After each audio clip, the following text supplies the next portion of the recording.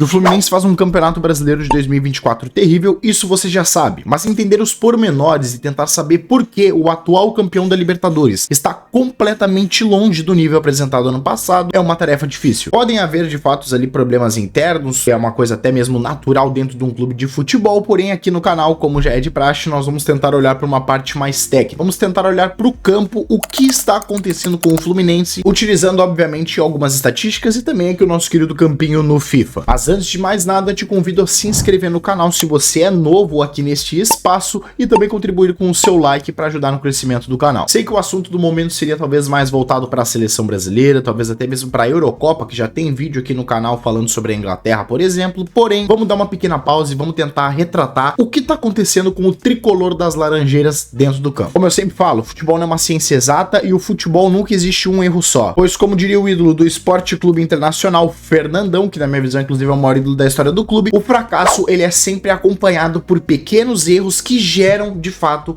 o fracasso. Nada é definitivo. Porém, com todo respeito, tem alguns problemas dentro do Fluminense que para mim são um tanto quanto óbvios e eu não vejo eles sendo retratados da maneira como deveriam. Enfim, vamos pro vídeo. Antes de mais nada, eu não trouxe dessa vez tantos números e tantas estatísticas assim, porque para mim é uma questão muito mais no campo, para mim é muito mais uma questão de desempenho. Obviamente que os números ajudam a embasar, mas a minha teoria ela é muito mais olhando pro campo, olhando para as peças, olhando para a forma do time jogar. Mas tem alguns pequenos dados aqui que eu preciso trazer porque eles dizem muita coisa. Vale ressaltar que eu já escutei de alguns torcedores do Fluminense, alguns tricolores, que o ano de 2023 em que o clube ganha o Campeonato Carioca e consequentemente ao fim do ano ganha também a Libertadores da América, que é o maior título da história do clube, pelo menos na minha opinião até hoje. Por mais que seja um pouco estranho pensar isso, porque teve o maior título da história do clube, mas não foi o melhor ano do trabalho do Diniz. Para muitos torcedores, o melhor time do Fernando Diniz foi de fato em 2022, onde o Fluminense no Campeonato Brasileiro, inclusive o Cano, ele termina com não sei quantos gols, agora não me recordo exatamente,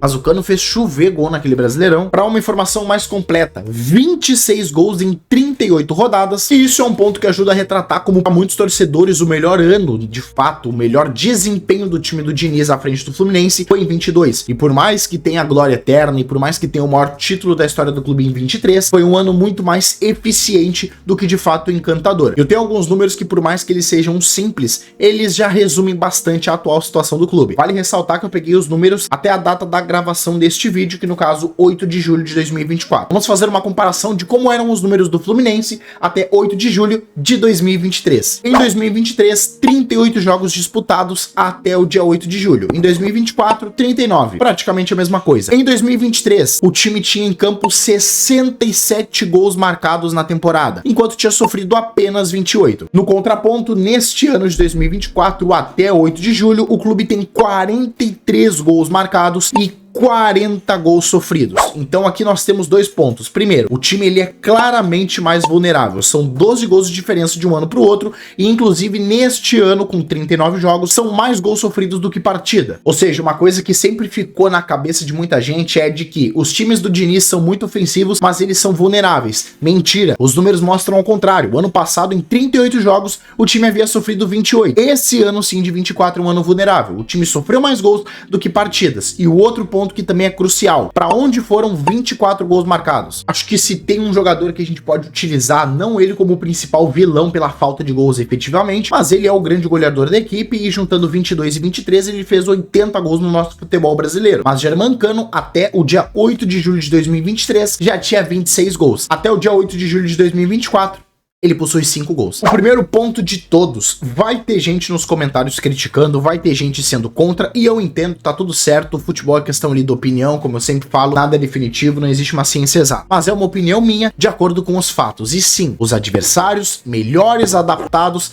a enfrentar o Fluminense. Isso é um fato. O mais comum quando um time se destaca, especialmente sendo campeão, e especialmente o Fluminense do Fernando Diniz, que é um time tão diferente, um time tão autoral, o mais comum e o mais natural, e na verdade a regra do futebol, é encontrar adversários adaptados a enfrentar esse time do Fernando Diniz na tentativa de counterar os seus pontos positivos. É completamente natural e na verdade é a regra do futebol encontrarmos técnicos com um plano de jogo e trabalhando com seus jogadores uma forma de counterar, de utilizar antídotos para neutralizar o estilo estilo do Fernando Diniz. O próprio Lisca, inclusive, quando foi convidado pelo Charla Podcast, ele citou que quando estava no Santos, isso em 2022, passou a semana inteira treinando seu time, um antídoto para counterar o Fluminense do Diniz. O resultado foi 2-2. E vale ressaltar que, se tratando de um Santos versus Fluminense já em 2022, vamos considerar que o Lisca, comandando o Santos, tinha muito menos recurso e muito menos material humano do que o Fernando. Então é completamente natural nós encontrarmos técnicos preparados a enfrentar o estilo do Fernando Diniz. A maioria das pessoas, pelo menos, né, dos entusiastas e dos admiradores do Fernando Diniz, eu não sou exatamente um grande admirador, eu acho que ele é um bom treinador, eu admiro ele ser um cara diferente, mas também não sou um cara que vanglorio ele como se fosse um deus, até porque futebol são questões de estilos e questões de filosofia, e cada treinador acredita na sua, mas de fato, o Diniz, ele é talvez um dos nossos últimos e um dos nossos poucos criadores, um dos nossos poucos treinadores dessa atual safra que sai um pouco da caixinha, que tenta encontrar métodos dentro do seu modelo e da sua filosofia totalmente diferentes, para sair da cartola, sair de fato do padrão. Então é natural você encontrar treinadores que vão treinar os seus times para, quando enfrentar o Fluminense, terem um contraponto, terem algo a oferecer para neutralizar o time do Fernando e consequentemente machucá-lo. E isso, na verdade, gurizada, não é nenhuma crítica ao Fernando Diniz, na verdade é o movimento mais natural do futebol. Afinal, como diria o excelente comentarista Bruno Formiga da TNT Sports, o jogo, no fim das contas, é uma eterna busca por respostas. Só que, na verdade, eu acho que essa questão da adaptação dos adversários ao Fernando Diniz, ela é uma cereja no bolo, mas que ali na frente, com pequenos ajustes do próprio técnico Fernando Diniz, poderia ser algo contornável tranquilamente. Para mim, o buraco do Fluminense é mais embaixo em um aspecto, que para muitos é o grande problema, e para muita gente é um detalhe, para muita gente não faz nenhuma diferença. Na minha visão, é muito grave, que é o excesso de jogadores veteranos e a média de idade do elenco atual do Fluminense. Uma coisa que a gente precisa entender é que o futebol, a carreira de um jogador de futebol, ela é como se fosse um roteiro. Óbvio, existem jogadores que são a exceção, mas eles são justamente para comprovar a regra. Mas a maioria dos jogadores, quanto físico e tecnicamente e até mesmo cognitivamente, ele é como se fosse um roteiro já montado. O que eu quero dizer com isso? Vamos imaginar que um jogador em desenvolvimento, um jogador jovem, 18, 19, 20 anos, a cada ano que passa, ele evolui mais, tanto tecnicamente, quanto fisicamente e cognitivamente. Quanto mais jovem, é maior a evolução desse jogador. Portanto, é natural que a cada ano que passa, eles evoluem ainda mais. A margem de crescimento deles seja maior, seja mais notável. Só que conforme o passar dos anos, evidentemente, essa evolução, esse gap, ele vai diminuindo. Até que em determinado momento, o jogador vai estagnar, ele vai chegar no seu limite e aos poucos começar a decair com o avançar da idade. E lembremos, se a evolução lá no começo ela é tão grande quanto a juventude do atleta, no contraponto, na minha visão, quanto mais velho o jogador, como eu disse, na maioria dos casos, não vamos usar a exceção como se fosse a regra. Não pense que o Cristiano Ronaldo, com 39 anos de idade, fazendo 50 gols por ano, todos os atacantes vão ser assim. Não, o Cristiano é exceção. Cada vez mais a margem de queda, tanto fisicamente, tecnicamente e talvez cognitivamente, também é brusca.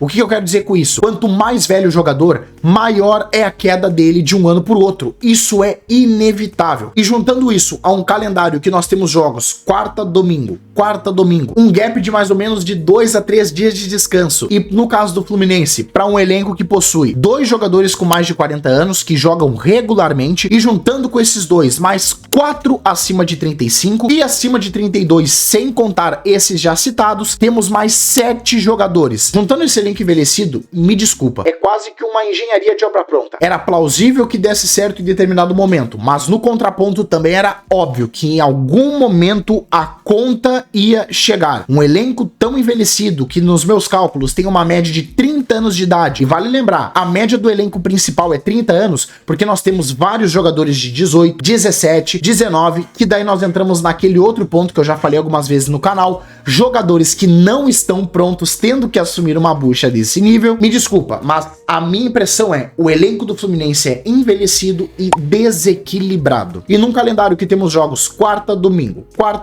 2 a 3 dias de descanso mais ou menos, desculpa gente, que em algum momento ia se cobrar um preço. E é inevitável que o rendimento físico, a questão do fôlego, questão de resistência, de saúde mesmo, cara, ela vai pro saco. Mas claro, como eu disse pra vocês, esses não são apenas os únicos problemas. Pra mim, existe dentro do campo também alguns problemas, então vamos entrar na escalação do Fluminense aqui no Fifinha, vamos tentar explicar o que tá acontecendo. E aqui no nosso querido Fifinha que a gente tem a escalação, temos aqui o sistema base do Fluminense ali do Diniz. Não estou colocando aqui o time do Mano Menezes, até porque, né, foram 2 jogos e vamos ter que projetar o que vai acontecer. Mas o time base mais ou menos do Diniz nessa temporada, com os jogadores que estavam à disposição até o momento. E cara, nós temos aqui 2 problemas que, como eu disse, esses 2 problemas somados com os outros que eu já citei e também com talvez algum outro problema interno, talvez alguma outra coisa não citada no vídeo. Nada é definitivo, porém tem 2 problemas pra mim graves nessa escalação, além de idade, além de adaptação de adversários e etc e tal. E o primeiro principal ponto pra mim está na dupla de zaga. Se entendemos que é um time lento, justamente por ser um time mais velho, a zaga consequentemente também será mais lenta e, além disso, ela é hoje em dia mais vulnerável, por 2 motivos em específico. O primeiro, a saída do Nino. Com todo respeito a Antônio Carlos, a Manuel, a Marlon, a Thiago Santos, mas eles não são do nível do Nino. E, pelo contrário, eu diria que eles não são nem perto do nível do Nino. O Nino sai do futebol brasileiro, na minha visão, como um dos 3 melhores zagueiros atuando aqui no país. Não tenho muita dúvida em questão a isso. Agora, Thiago Santos, Antônio Carlos, Manuel e Marlon não são substitutos à altura. Felipe Andrade ainda é muito novo e eu não vi de fato muito dele. Eu não assisti muitos jogos do Fluminense com a presença dele, então tenho dificuldades para opinar. Essa é uma questão que pode se resolver agora com a entrada do Thiago Silva. Ela pode, porém vale ressaltar que o Thiago Silva ainda não está disponível para jogar, né? Ele vai começar a jogar logo em breve, porém estava sendo muito mais utilizado ali o Manuel, o próprio Marlon, o Antônio Carlos e até mesmo o Thiago Santos. E cara, eles não são do mesmo nível do Nino e isso pra mim é um problema, porque se nós temos do lado esquerdo o Felipe Melo, que pra mim é um bom zagueiro, eu acho que o Diniz, inclusive, ele ajudou a ressuscitar o Felipe Melo colocando ele na zaga. Ele é um jogador que ficou conhecido como boa parte da carreira, como um jogador mais briguento, aquele jogador de mais físico, de mais contato, de mais desarme, até muitas vezes um cara desleal. Pelo contrário, quem assistiu a jogar ele, tanto pelo Palmeiras, mas lá fora, Juventus, Inter de Milão, quando ele teve o seu auge na Turquia, sabe muito bem que ele é muito mais do que isso, ele é muito mais jogador do que isso. Na seleção ali, quando ele participou, 2010, 2009, 2008, ele jogava muito bem, ele sempre foi um volante de muita distribuição, ele sempre teve bola no corpo, ele nunca foi somente um troglodita, cabeça de bagre e demolidor. Porém, a gente precisa ressaltar que é um cara de 40 anos de idade. E somando isso com a saída do Nino, que já era um jogador jovem, substituindo ele, a gente tem o Manuel com 33, o Marlon, que tem 27, ainda é jovem, tem mais ou menos a mesma idade do Nino, mas não é do mesmo nível.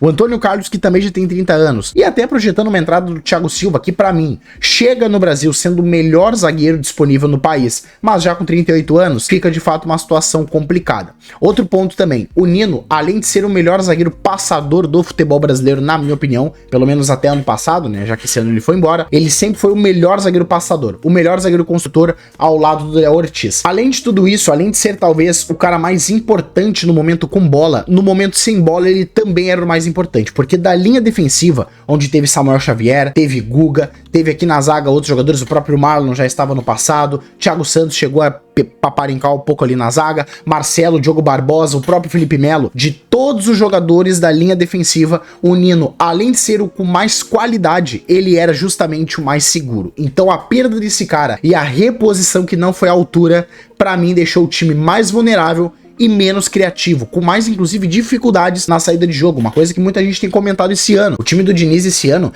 ele mostrou algumas brechas na saída desde trás, desde o tiro de meta ali com o Fábio, que não mostrava no ano passado. Mostrou ser mais vulnerável, mostrou não ser tão seguro e confiável. Eu acho que a saída do Nino, ela é crucial. Não exatamente a saída do Nino, mas a sua reposição, que me desculpem, não foi à altura. Mas pra mim, cara, acima disso até mesmo, além de perder no Nino, além de perder o John Arias pra Copa América, que na minha visão é tecnicamente, na questão de recurso, né, na questão técnica, de drible, de finalização, de passe, ele é o melhor jogador do elenco do Fluminense. Mais do que isso, o Fluminense perdeu por um bom tempo, na minha opinião, o jogador mais importante do time, que é o André. O André, eu já falei, eu não me lembro se eu já falei alguma vez aqui no canal, mas eu considero o André o melhor volante da América do Sul, mas assim, disparado. muito acima dos outros. O André é muito acima da média e, inclusive, eu não entendo por que ele está aqui no futebol brasileiro ainda. Porque ele não rumou ainda de fato para a Europa, especialmente na Inglaterra, onde sempre teve maiores burburinhos em relação ao nome dele. Eu acho que talvez a lesão pode ser algo que tenha agravado, pode ser ali que tenha complicado a sequência, talvez o próximo passo da carreira dele. Mas o André, cara, na minha opinião, inclusive, o André é o melhor volante da América do Sul disparado.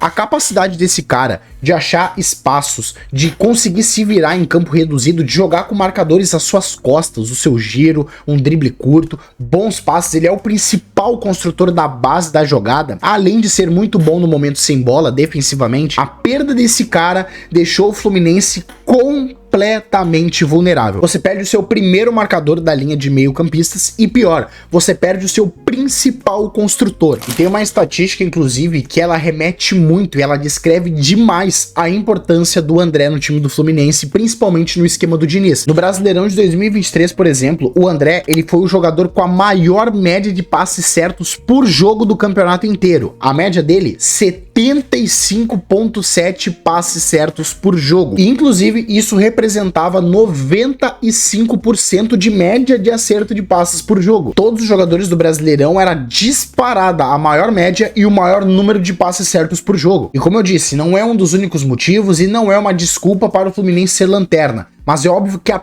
perda desse jogador faz uma falta enorme. Ele é, de todos os jogadores do Fluminense, aquele que tem mais capacidade de progredir desde trás. Pode ser conduzindo a bola, pode ser achando bons espaços, pode ser achando bons passes naqueles seus companheiros que estão menos marcados. Em qualquer ocasião, você perder o melhor volante da América do Sul, e com todo respeito aos atletas do Fluminense, mas você não ter um substituto à altura, você vai sentir o baque, é inevitável. E embora você tenha Martinelli e Alexander formados em Xerém, inclusive, e que na minha opinião são bons jogadores, eu gosto deles, inclusive. Primeiro, nenhum deles tem a característica do André, construir desde trás, com tanta segurança e principalmente jogar com muita pressão às suas costas. Ele recebe a pressão, o adversário tentando reduzir o campo para ele, e ele consegue progredir com um giro, com um drible curto, com um excelente passe. Ele é, na minha opinião, o jogador mais importante daquela máquina azeitada do Fernando Diniz, campeão da Libertadores. E além deles não possuírem as características do André, eles são, como eu disse, bons jogadores. O André é excelente, então a queda é inevitável. E claro, vocês podem discordar de mim, mas além de tudo isso que eu citei, na minha visão, eu que acompanhei bastante o Fluminense no ano passado, porque eu gostava de ver aquele time do Fluminense do Diniz jogar, na minha visão o André ele foi o jogador mais regular do ano inteiro. O Cano, por exemplo, fez 40 e poucos gols, mas ele em determinado momento deu uma oscilada.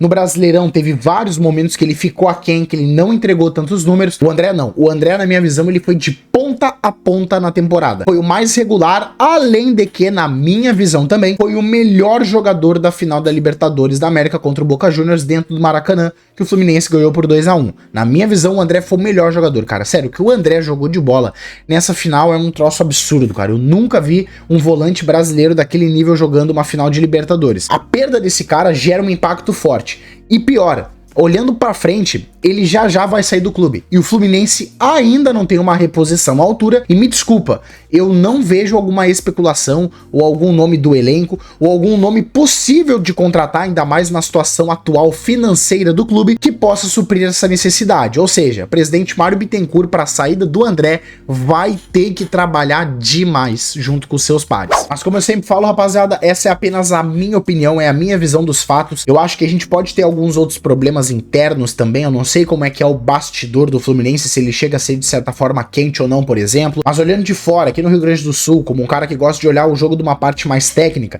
eu vejo esses principais problemas. Muito obrigado novamente pela sua atenção, pela audiência. Não perca os próximos vídeos aqui do canal e vambora!